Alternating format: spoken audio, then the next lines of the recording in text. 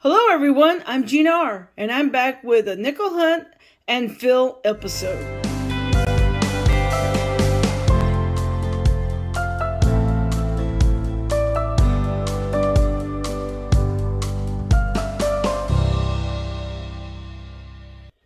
Okay, I was able to get a box of nickels from my bank, and I checked the enders, and it looks to be circulated. So let's go ahead and open up the box and make sure. And this is a heavy box for me. Let me move the mat aside for a minute while I slide it over. I'm going to use my Penny Dog screwdriver to get in here. Kind of separate it from that glue. It's very strong glue.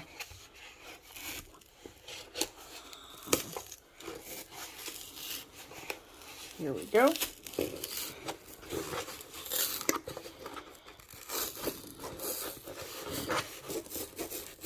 The reason I'm cautious is because I like to save these boxes and use them for, oops, I hit the camera. Use them, reuse them. So here we go. Let's look at the nickels. I'm going to flip the box over. Oh yeah, we got a good assortment of new and old nickels. I don't see anything that looks like a war nickel, but I do see a lot of oldies. So let me go ahead and get started cracking these rolls. And if I find anything, I'll be back to let you know. Okay, we have our first find of the box, row number 5. And I have a 2009 Dean. So let me continue hunting. Okay, row 6. And I have the oldest coin so far. It's a 1940.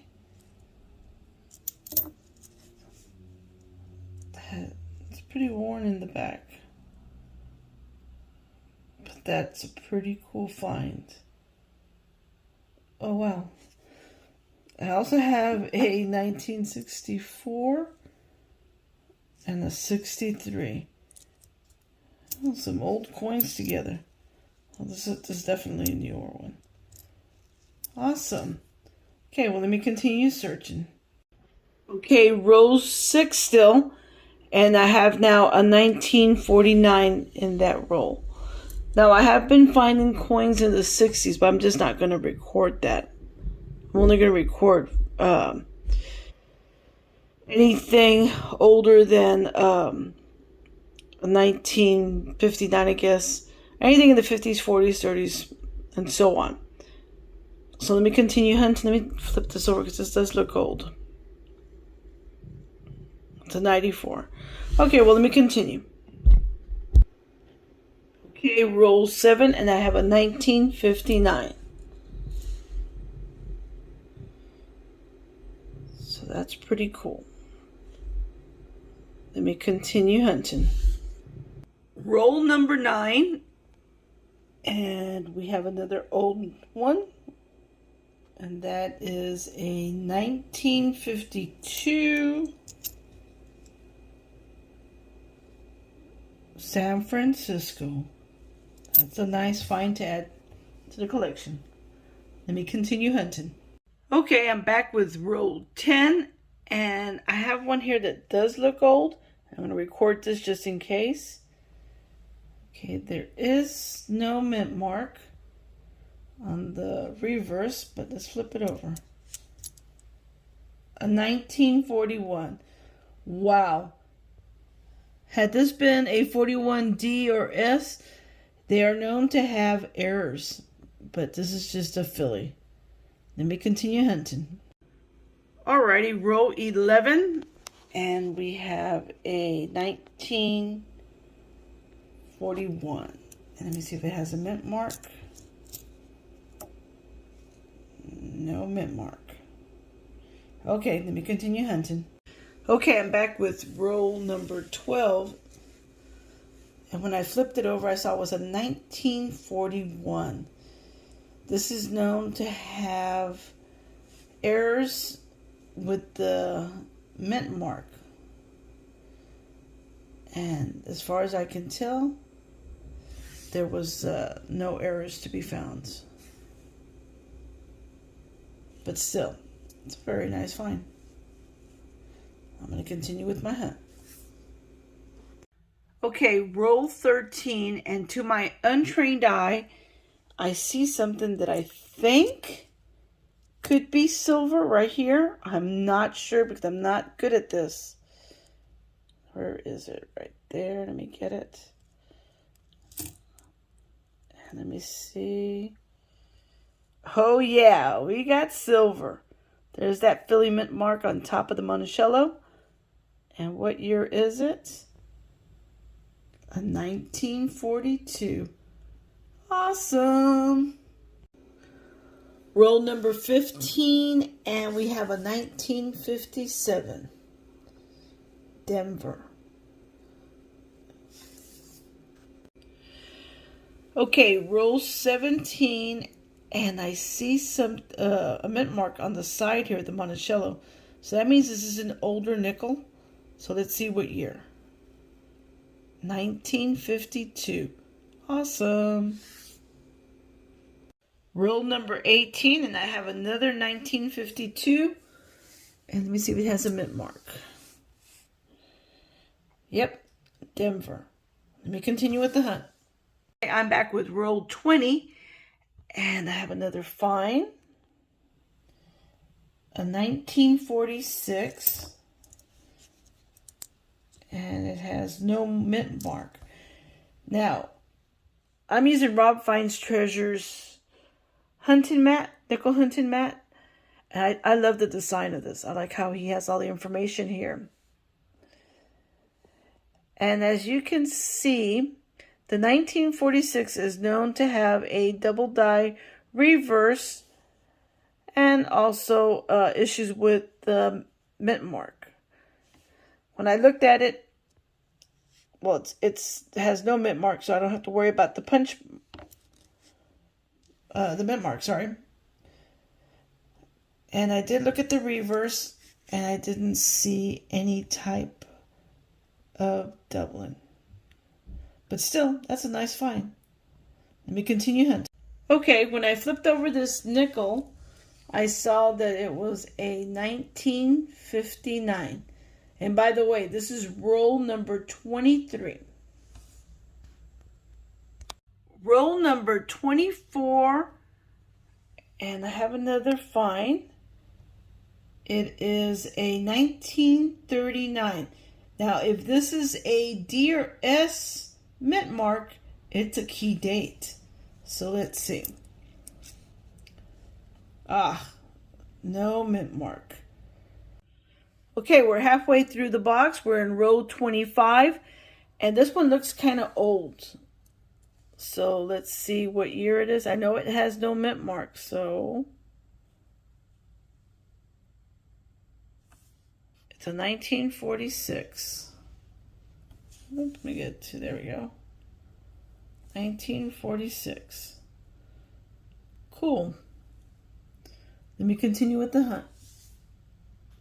Okay, row 31, second to the last one, I noticed the mint mark on the right there. It's an S, that's a San Francisco mint mark, and it's a 1947. Cool. Okay, I'm back with roll number 34, and I have a 1958. Let me look at the mint mark. Ooh, it's a Denver. All right. This is known to have Dublin. And the mint mark looks okay. All right, let me continue hunting. Okay, I'm back with row number 36, and I see this S mint mark on the right side of the Monticello. And let's see what year it is. 1952. Let me check on Rob's mat here, and I don't see anything for 1952. Okay, let me continue hunting. Okay, I'm back with row 38. And I have a mint mark on the right side of the Monticello to Denver. And we have a 1958. I'm back again with roll number 38, and I have a very slick looking Monticello here. And it is a 1941 no mint mark. Let me see if I can get it to focus. There we go, 1941. Okay, let me continue hunting. Roll number 39, and we have a 1940. Let's see if it has a mint mark. Yes, it does. San Francisco. Awesome. Also in row number 39, I found my second 2009. Cool. Okay, I'm back with roll number 41, and I found myself another 2009D. Cool. Okay, I'm back with row 42, but the one at the end has a weird color into it. It looks kind of rusty. So let me see what's going on there. The one at the very, very back. Let me zoom in. Oh wow, it's a 1940. Let's see if it has a mint mark. 1940 Denver. Awesome. Okay, still in row number 42. I got a 1959 Denver. Alright, let me continue hunting. Roll number 44, and I got a 1946. And I don't see a mint mark. But it's a cool find anyway. Let me continue hunting. Okay, I'm back with row number 45 and my fourth 2009D Nichols. And oh, look at that right behind it.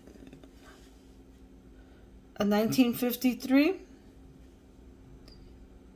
Denver. Wow, that's cool. Okay, I'm back with roll number 47. Oops, sorry. And let me zoom in. I got a D mint mark on the right side of the Monticello, and I have a 1949. Sweet. Okay, I'm back with a wrap-up of what I found in this box. Let me go ahead and start with the 60s. I have a 1962 Denver, Philadelphia, 1962. 1963 Denver and Philadelphia. A whole bunch of 1964 Denvers. But then again, there was like 1.8 billion of these minted. I also have the 1964 Philly, 3 65s, one of the 1966, two 1967s, two of the 1969 Denver, and one 1969, which is a San Francisco mint. I also had a 1970 San Francisco mint too. So I had two that were minted in San Francisco. And then the last one in this group is a book filler, slot filler, which is a 1971. I needed this for my folder. So let me adjust the camera and let me go ahead and fill that slot. Okay, I got my folder, and I'm going to go ahead and put that 1971 into its slot. So now this folder is complete. Awesome.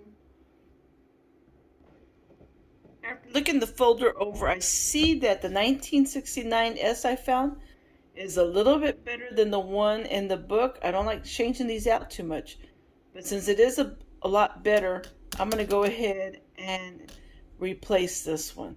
So that's a 1969S.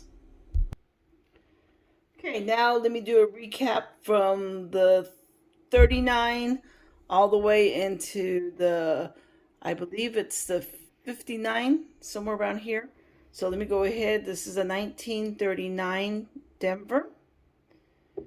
I have 1940 D, P, and S, 1941 D and no mint mark.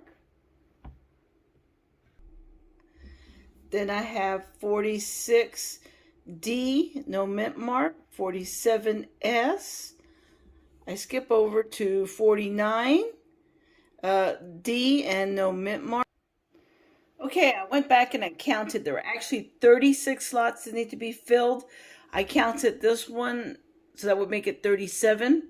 But basically, that's any Monticello that could go there. But I'm looking really for a 1938 to put here.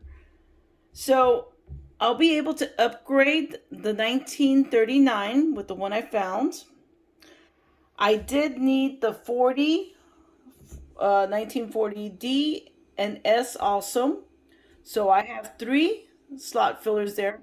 And the war nickel that I found will actually replace the one that I found on one of my first box hunts last year.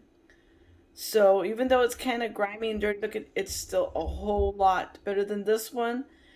I don't know if I'll put a link up here to that video. But on this first one, it was really, really grimy and stuff. So I did clean it. This is a clean nickel because it was damaged anyway. It was pretty much garbage. But I could barely pick up a mint mark up here on top. And so that was the way I was able to tell that that was a war nickel. Other than that, there was no way to distinguish that that was a war nickel. So let me go ahead and plug in those nickels, and then I'll go over here to this side and see what's missing. Okay, for the next section, I get to fill in the 1949 Philadelphia slot. So there's another slot filled. Now let me go over to the third and final section to see if I have any that can be improved, upgraded, and any slots that can be filled. So I'll be right back. Okay, for the third panel of this folder, I do have a slot filler, which is the 1952S. So let me go ahead and put that one in. And this is going to be an upgrade to the 1953D. So let me pop that out and put the new one in its place. There we go. Good. I was able to fill in quite a few slots and do some upgrades. So I got 30 slots to fill. Plus this one with an image of the reverse of the nickel, which would be the Monticello. So that's pretty good. It's coming along pretty nicely. I think the best part was finding this silver. That was pretty cool. I'm pretty happy the way this hunt turned out. I was able to fill some slots in, do some upgrades, and most importantly, I found some silver. So I want to thank you for watching, and until next time, happy hunting, happy collecting. Oh, and don't forget to hit that subscribe button. Bye, everyone.